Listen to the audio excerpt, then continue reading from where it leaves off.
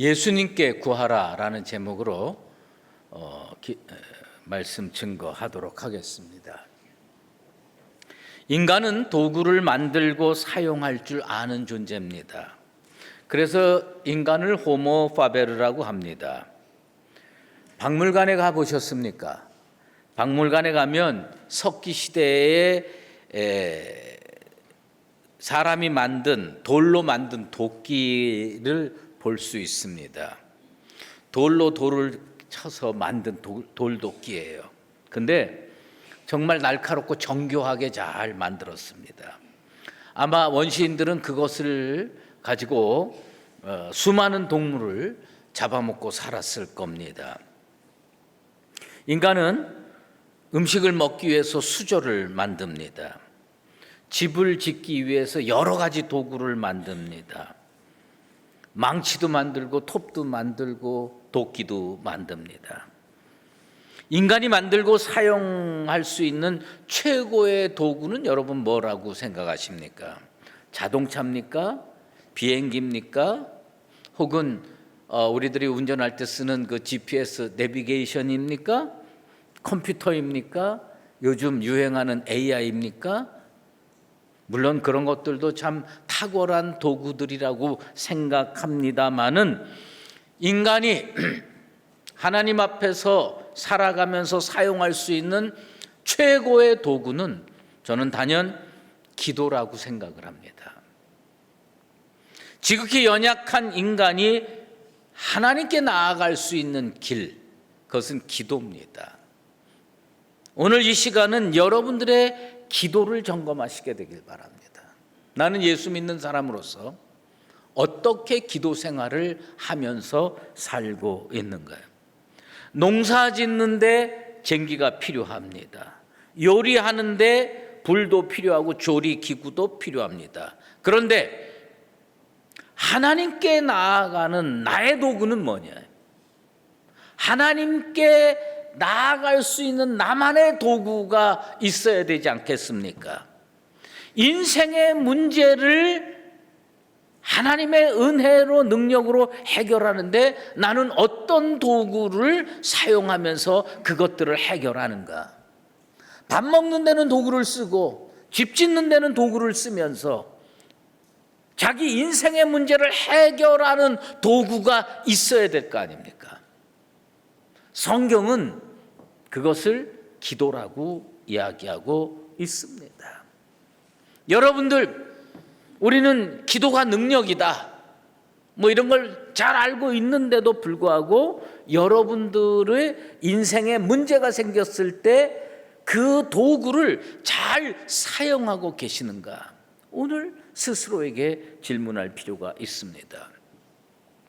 팀 켈러라고 하는 목사님께서 기도라는 책에서 요즘 성도들, 크리스찬들이 어떤 상태로 기도를 하고 있는가?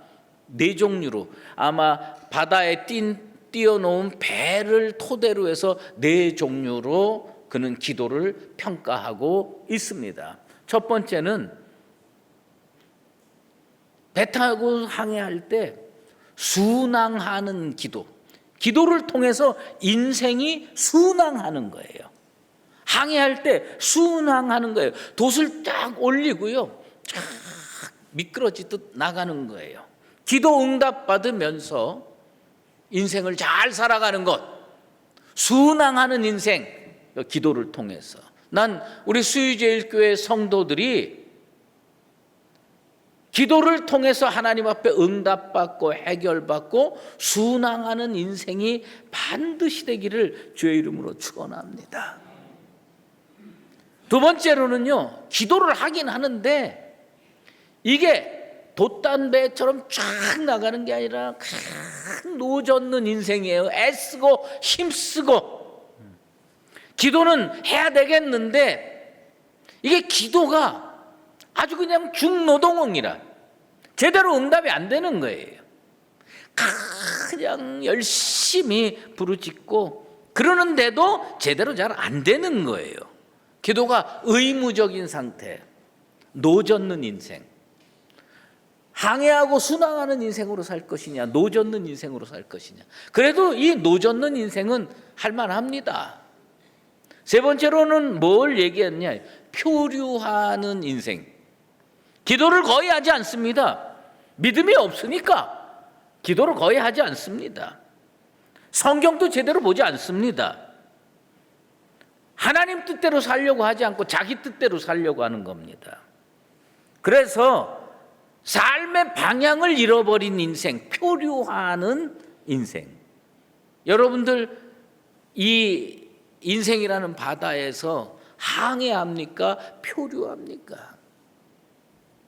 네 번째로는 뭘 얘기를 하냐? 참 이건 비참한 상태인데요. 그 인생이라는 배에 구멍이 뚫려가지고요, 침몰하는 인생. 바다에 침몰하는 인생. 표류하다 못해 살아갈 추진력을 잃어버린 영혼의 상태를 뜻합니다. 물론 우리가 살다 보면 너무너무 해결하기 어려운 문제에 부딪혀서 노젓는 것처럼 애쓰고 힘쓸 때도 있습니다만은 우리는 어떤 기도로 나가야 되느냐? 항해하는 인생, 순항하는 인생. 여러분의 기도가 정말 하나님과의 관계에서 응답이 제대로 이루어져서 침몰하는 상태가 아니고 표류하는 상태가 아니고 노젓는 상태가 아니고 순항하는 항해하는 인생 반드시 되기를 다시 한번 주의 이름으로 축원합니다. 그렇게 돼야 됩니다. 오늘 우리가 읽은 말씀은 아주 짧은 말씀입니다. 그런데 여기에서 가장 먼저 붙들어야 될 의미가 있어요. 그것은 뭐냐면 예수님이 계시는 곳에 변화가 일어난다는 겁니다. 예수님이 계시는 곳에. 기적이 언제 일어나고 어디서 일어날까? 내가 가지고 있는 인생의 문제가 언제 어디서 해결될까? 오늘 이 말씀에서 우리에게 가르쳐주는 가장 중요한 것은 뭐냐면 예수님 계시는 곳에서 변화가 일어난다는 겁니다. 예수님이 그곳에 계실 때 그곳에서 인생 문제가 해결이 됩니다. 예수님이 저곳으로 가시면 거기에서 변화가 일어납니다. 예수님이 우리 교회에 오시게 되길 바랍니다. 예수님이 여러분 가정과 여러분 인생에 임하게 되기를 바랍니다. 예수님이 내 인생 가운데 계시면 내 인생의 문제가 해결될 수가 있습니다. 예수님이 우리 교회 가운데 계시면 우리 교회가 떠안고 있는 기도 제목이 응답으로 이어지게 될 줄로 믿습니다. 예수님께서요, 안식일에 가버나움 회당에서 더러운 귀신 들린 사람을 말씀으로 꾸짖어 치료하셨습니다. 그리고 예수님은 제자들 데리고요, 가버나움 회당에서 나왔습니다. 예수님께서요, 느닷없이 예고 없이 베드로의 집으로 갑니다. 시몬의 집으로 들어가십니다. 아마 베드로도 전혀 마음으로 준비되지 않은 상태에서 예수님이 자기 집으로 덜컥 들어가니 깜짝 놀랐을 겁니다. 저는요, 만약에 신약 성경에 나오는 여러 제자들이나 성도들 집 중에 하나 택해서 살라 그러면요, 난 절대로 안 가는 집이 있습니다. 베드로의 집입니다. 나는요, 베드로의 집에는요, 죽었다 깨도 안 갑니다. 난 그 집에서 안 삽니다. 제가 성경을 읽으면서 느끼는 거는 이런 집구석에서 살면 없던 병도 생긴다예요. 뭐냐면 베드로가요, 예수님 제자가 됐을 당시 이미 결혼한 상태였습니다. 그런데요, 그의 집은 어디에 있었냐면 가버나움 회당 근처에 있었습니다. 근데 이 가정은요, 문제가 많을 수밖에 없는 구조 속에 살고 있었어요. 오늘 우리 누가복음에는 시몬의 집으로 갔다고 성경이 기록하고 있는데요. 동일한 내용이 마가복음에도 기록이 되어 있죠. 그 마가복음 1장 29절에 보면요, 집을 어떻게 표현하고 있냐면 시몬과 안드레의 집이라고 되어 있습니다. 어쩌면요, 부모가 집 한 채 가지고 있는데 돌아가시면서 등기부등본 정리를 제대로 안 해주신 거예요. 그래가지고 이 집은 시몬의 집이기도 하고요, 안드레의 집이기도 합니다. 그런데 이 집의 식구들은요 정말 복잡합니다. 베드로가 있고요, 베드로의 아내가 삽니다. 그런데 장가 안 간 안드레 시동생이 삽니다. 벌써 여성들 머리 아프죠? 예, 이 정도 되면 머리 아픕니다. 근데 이 집에 정말 어려운 문제가 생길 수밖에 없는 거는 시동생까지만 있어도 머리 아픈데 여기에 장모가 얹혀 삽니다. 뭐 이게 심각하지 않으세요? 내가 권면하는데 오늘 저녁에 시동생 모시고 오시고요, 그 다음에 장모님 모시고 와서 한번 살아보십시오. 아마 정말 이 집구석 살기 싫다 그러고 뛰쳐나갈 겁니다. 예, 이게 얼마나 힘들겠습니까? 근데 성경을 읽어보면 베드로라고 하는 인생은, 여러분 저기 혹시 기도하다가 우리 딸 남편 베드로 같은 사람 맞이하게 해 주십시오, 그러면 정말 망합니다. 인생 망합니다. 베드로는요 무능하기 짝이 없는 인생이에요. 베드로가 수제자로 뭐 이런 일하고 저런 일하고 많이 했지만 베드로의 예수님 제자라고 하는 직업으로만 얘기하면 예수님 제자라고 하는 직업 이전에 마지막으로 한 일이 뭡니까? 어부예요. 어부입니다. 여러분 오늘 저녁에 집에 가서 마태, 마가, 누가, 요한 사복음서를 읽어보십시오. 베드로가 평생을 갈릴리 호수에서 물고기 잡으면서 살았어요. 근데 물고기 잡으면서 살면서 여러분들이 읽은 성경을 기억해 보세요. 한 번도 물고기 잡는데 성공한 적이 없습니다. 무능하기 짝이 없는 인생이에요. 예? 깊은 데 던져야 될지 얕은 데 던져야 될지 모르는 인생이에요. 맨날 예수님이, 목수 출신인 예수님이 깊은 데로 가서 던져라 그러면 거기 가서 물고기 잡아. 그 다음에 왼쪽으로 던져라, 오른쪽으로 던져라, 그러면 거기에 가지고 물고기. 자기는 한 번도 성공 못했어요. 그러니 제가 볼 때 베드로의 아내는 늘 돈 하고 살았을 겁니다. 예? 이게 해결이 안 되는 거예요. 그런데 거기에다가 대책 없는 시동생, 그 다음에 장모, 그러니 이 가정이 평화로울 수 있겠어요? 나는요 그 장모가 중한 열병에 걸린데 반드시 이유가 있을 거라고 생각해요. 제가 그 미아 사거리 근처에 삽니다.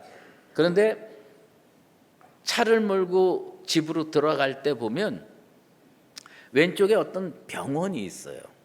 왼쪽에 어느 병원이 있는데 거기에 어떤 문구가 늘 내 마음에 이렇게 딱 다가오는 문구가 있어요. 뭐 우리 병원은 뭐 치료를 잘한다 이런 게 아니에요. 그 병원에서는 두통을 잘 치료해 줘요. 난 가본 일이 없습니다. 근데 두통을 잘 치료해 주는가 봐요. 근데 거기 이렇게 있습니다. 이유 없는 두통은 없다. 두통은 반드시 이유가 있다는 겁니다. 자기네 병원에 오면 그 두통 다 이유, 원인 찾아서 해결해 줄 테니 와라, 그런 뜻입니다. 그래서 제가 혹시 나중에 머리 아프면 그 병원 갈 겁니다. 근데 이 뭐냐면, 아니 이 장모가 이 집에서 살면서요 없던 병도 생길 겁니다. 사위가 무능해. 돈 벌어오지 않아. 그리고 예수한테 미쳐서 다 버리고 쫓아다닙니다. 시동생 허구한 날 들어와서 밥 해놓으면 먹고 나갑니다. 그러니 딸이 전전긍긍하고 그 가정 이끌어가는데 얼마나 마음이 아프겠습니까? 제가 생각해도 머리 아플 것 같아요. 열병 걸릴 것 같습니다. 어쨌든 우리 주님이요, 베드로하고 의논하지 않았습니다.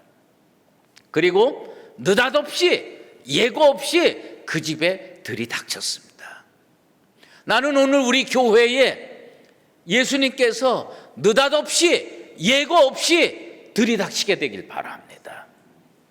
예수님이 오시면 해결됩니다. 예수님이 오시면 응답됩니다. 예수님이 오시면 기적이 일어납니다. 난 우리 교회에 느닷없이 예고 없이 예수님이 들이닥치게 되길 바라고, 여러분 가정과 여러분 인생에 예수님이 예고 없이 느닷없이 들이닥쳐서 여러분들과 인생 문제 해결하는 축복의 역사가 일어나게 되기를 주의 이름으로 축원합니다. 우리는 수없는 말씀을 들으면서 그런 말씀을 많이 들었습니다. 예수님을 자기 인생에 초청하라. 멋진 일입니다. 예수님을 초청하라. 근데 베드로가요, 예수님을 초청할 수가 없었어요. 왜요? 가버나움에 회당이 있지만 거기서 가까운 곳에 베드로의 집이 있거든요. 얼마 멀지 않아요. 여러분들께서 성지순례 가면요, 가버나움 회당 자리 있고요, 베드로의 집 자리가 있습니다. 얼마 멀질 않아요. 그러면 베드로는 그거 몰랐을까? 장모가 아픈 건 몰랐을까? 장모가 아픈 거 알았을 거예요. 장모가 아픈 거 아마 예수님이 갈릴리 호수에 다니면서 베드로가 쫓아다니는데 그 장모가 중한 열병으로 시름시름 앓고 뜨거운 열로 정말 힘들어할 때 어쩌면 베드로의 아내가 사람 보내서 우리 엄마 지금 너무너무 힘들어하고 죽어가고 있어. 뭐 하고 있는 거야? 빨리 집에 와서 병원에 데려가든지 뭐 약을 사오든지 알아서 해. 그런 얘기 안 했을까요? 아마 가버나움에 베드로가 도착했을 때 마음이 무거웠을 겁니다. 야, 이거 집에 가서 이거 장모 문제 해결해야지. 내가 2다리 뻗고 살 수 있는데 이거 어떻게 하면 좋으냐. 그러니 예수님이, 베드로가 예수님 갈릴리 호수 다니면서 귀신 쫓아내고 질병에 걸린 바 안진뱅이 일으키고 다 문둥병 고치고 뭐 다 경험했는데, 아이고 뭐 열병 정도 해결 못하겠어요? 그런데 말을 못하는 겁니다. 말을 못해요. 그런데 예수님이 미리 아셔서 그 집에 들어가십니다. 우리가 얼마나 많은 인생의 문제를 안고 삽니까? 얼마나 많은 질병이 있고 경제의 문제, 관계의 문제, 정말 가정의 간절한 기도 제목, 그거 떠안고 살고 있는데 예수님께 미처 기도드리지 못한 문제들 많이 있을 겁니다. 그런데 예수님께서요, 알아서 우리 집에 오시는 거예요. 예수님께서 알아서 우리 교회에 오시는 겁니다. 오늘 예수님께서 알아서 예고 없이 우리 교회에, 우리 성도들 가정에, 인생에 들이닥치게 되기를 바랍니다. 그렇게 돼야 됩니다.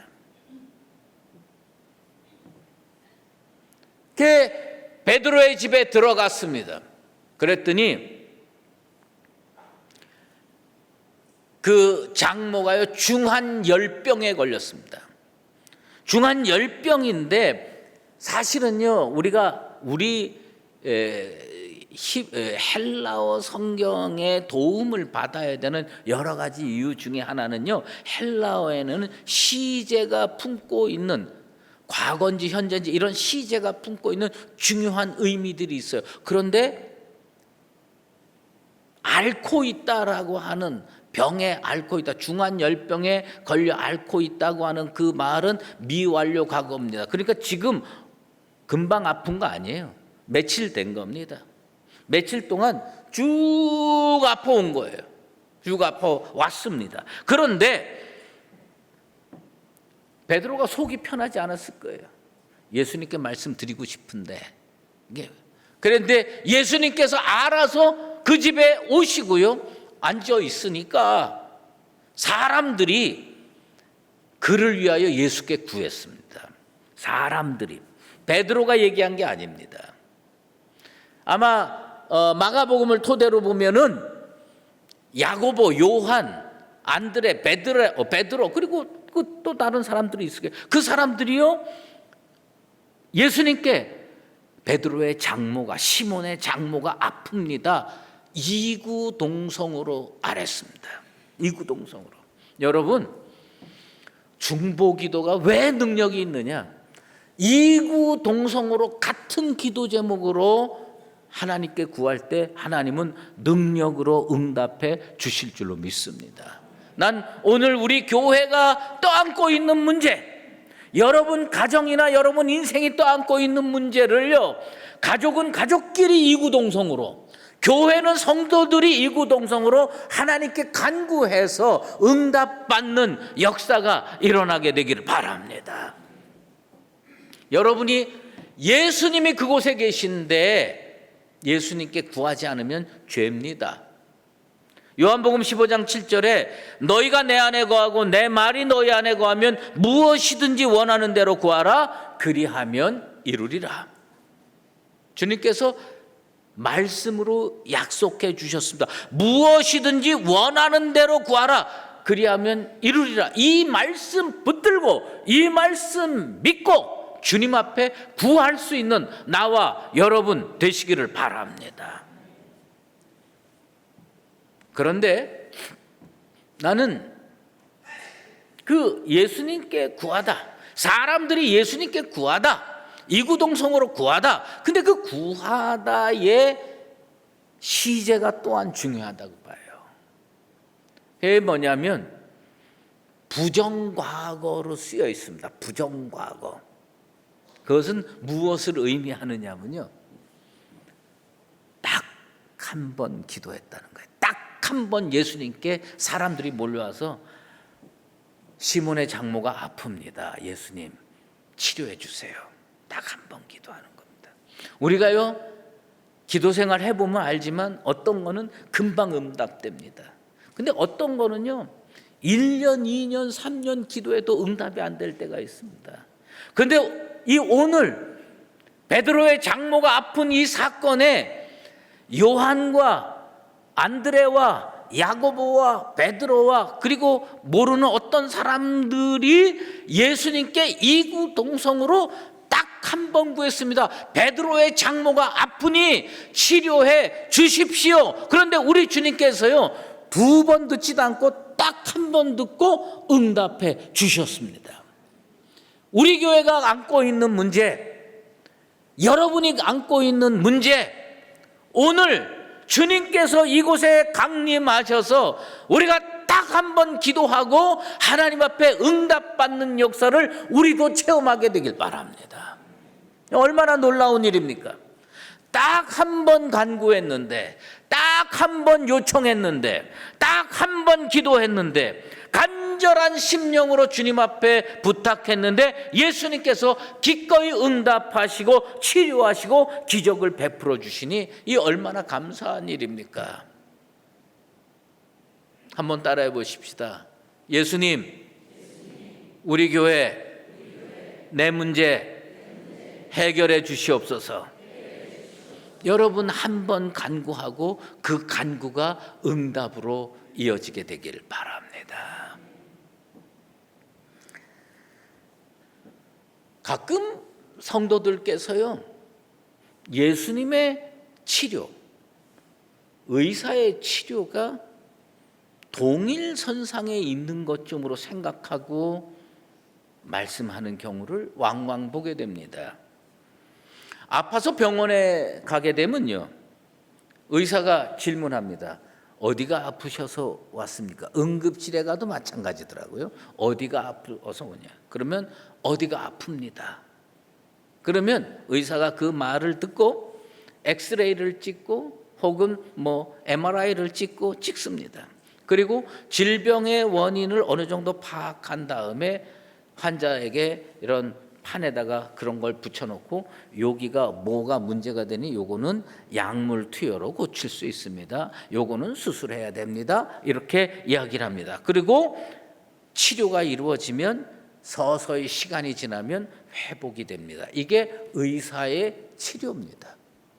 아마 아파 보신 분들 병원에 가서 이런 경험 다 했을 겁니다. 그런데 예수님의 치유와 의사의 치료는 완전히 다릅니다.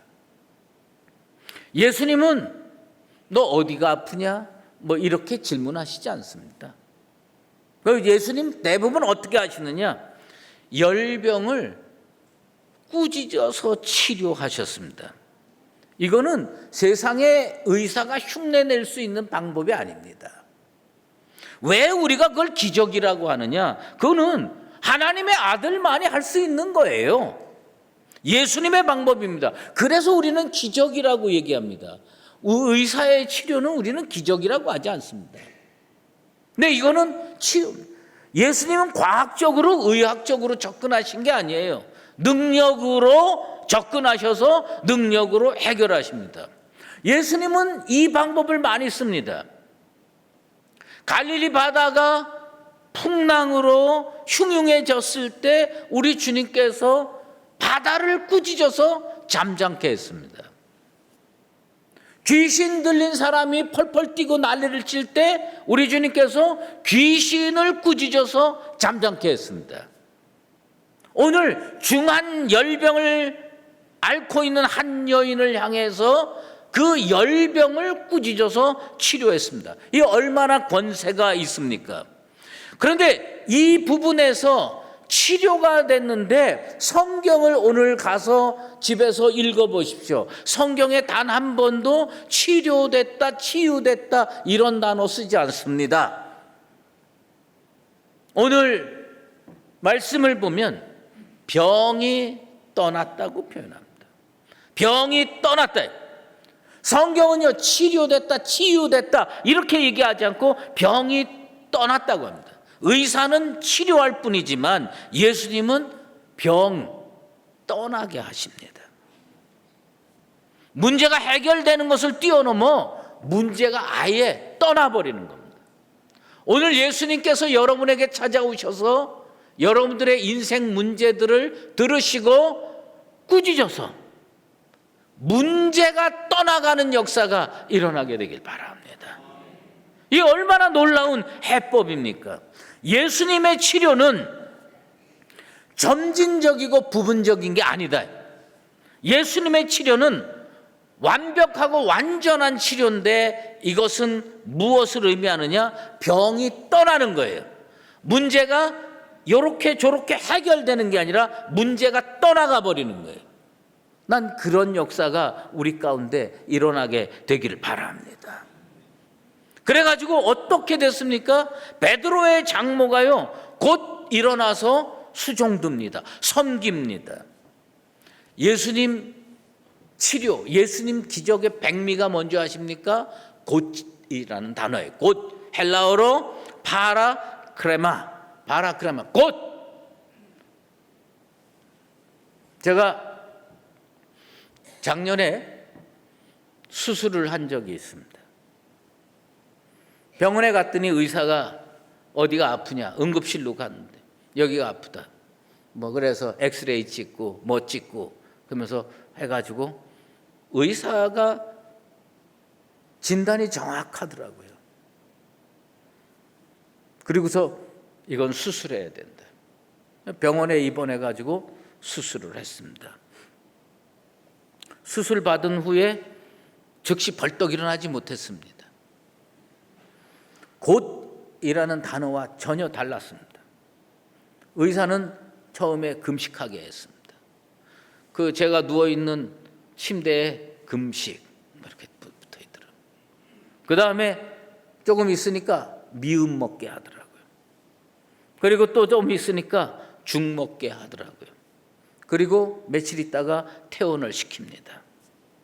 그리고 집에 와서 의사가 주는 약을 먹으면서 가료를 했습니다. 그랬더니 한 달 정도 지나니까 회복이 되더라고요. 더 이상 아프지 않고 회복이 되더라고요. 당연한 일입니다. 의사의 치료는 그렇게 이루어지는 겁니다. 그런데 중한 열병에 걸렸던 베드로의 장모는 예수님께서 그 병을 향하여 꾸짖으시니 병이 떠나버렸습니다. 그랬더니 어떻게 됩니까? 곧 일어나 예수님을 섬기는 일이 벌어졌습니다. 베드로의 심정이 어땠을까요? 시원했을까요? 잘 됐다고 생각하고 다행이라고 생각하고 감사했을까요? 아마 그런 거 다 했을 겁니다. 그런데 베드로가 받은 제일 큰 복은요, 저는 이걸 거라고 생각합니다. 그게 뭐냐? 더 이상 아내가 토달지 못하는 거예요. 더 이상 장모가 불평하지 못하는 거예요. 모든 걸 버려두고 예수님 쫓아가서 제자로 사는데 예수님께서 오셔서 인생의 문제 해결해 줘요. 질병의 문제 해결해 줍니다. 그러니까 베드로는 이제 뭐냐면 발걸음도 가볍게 주님 뒤를 따라갈 수 있게 됐을 겁니다. 베드로가 받은 복입니다. 주님 뒤를 쫓아다니는 게 얼마나 힘드십니까? 교회 다니고 예배 드리고 신앙생활하는 거 얼마나 힘듭니까? 그런데 예배 드리고 교회 다니면서도 아직도 인생의 문제 많이 떠안고 계시는 분들 정말 많습니다. 오늘 예수님께서 우리 교회에 느닷없이 예고 없이 오시게 되길 바랍니다. 여러분 인생에 느닷없이 예고 없이 가시게 되길 바랍니다. 그리고 우리는 이구동성으로 주님 앞에 우리 교회의 문제는 이겁니다. 저희 가정의 문제는 이겁니다. 제 인생의 문제는 이겁니다. 주님께 간구하고 우리 주님께서 그걸 들으시고 병을 꾸짖어서 내쫓듯이 인생의 문제를 꾸짖어서 병이 떠나고 문제가 떠나는 역사가 일어나게 되길 바랍니다. 그리하여서 그 모든 문제를 해결받고 우리는 어떻게 인생을 살아가느냐? 앞으로의 인생을 베드로가 모든 문제 해결받고 발걸음도 가볍게 주님들을 따라갈 수 있었던 것처럼 남은 평생 예수님들을 쫓아다니는데 아무 문제 없이 갈 수 있는 축복의 역사가 일어나게 되길 바랍니다. 예수님이 우리 삶의 현장에 오셨습니다. 주님께 간구합시다. 인생의 문제 해결받으십시다. 그리고 주님 뒤를 따라가는 나와 여러분의 삶 되시기를 예수 그리스도의 이름으로 축원합니다. 기도하겠습니다. 하나님 아버지 감사합니다. 지금도 살아계셔서 우리의 기도 들어주실 줄로 믿습니다. 연약한 존재이오나 우리가 기도할 때에 하나님 앞에 나아갈 수 있게 도와 주시옵소서. 주님, 베드로의 인생 현장에 예고 없이 찾아가셨던 것처럼 감히 주님 초청도 못하는 우리들 인생에 찾아오시고 우리 교회에 찾아와 주시옵소서. 그리고 우리가 떠안고 사는 인생 문제, 교회 문제 주님 아시오니 우리 주님께서 꾸짖어 병이 떠나고 문제가 떠나고 응답의 역사가 일어나게 도와 주시옵소서. 그리하여서 남은 평생 베드로처럼 주님 뒤를 따르는데 조금 더 문제 없이 발걸음도 가볍게 항해하는 인생으로 걸어갈 수 있게 도와 주시옵소서. 예수 그리스도의 이름으로 기도드리옵나이다. 아멘. 이제는 우리 주 예수 그리스도의 은혜와 하나님 아버지의 극진하신 사랑하심과 성령의 인도하시고 교통하심이 오늘 예수님께서 친히 우리 교회에, 우리 성도의 가정에, 인생에 예고 없이 들이닥치시고 주님 앞에 우리 인생의 문제를 간구할 때에 주께서 한 번 들으시고 응답하셔서 인생의 문제 해결받고 남은 여생 주님 따라가는 발걸음 가볍게 걸어가기를 소망하는, 사랑하는 수유제일교회 모든 믿음의 권속들과 주님의 몸된 교회 위에 이제로 영원히 함께 계시옵기를 간절히 축원하옵나이다. 아멘.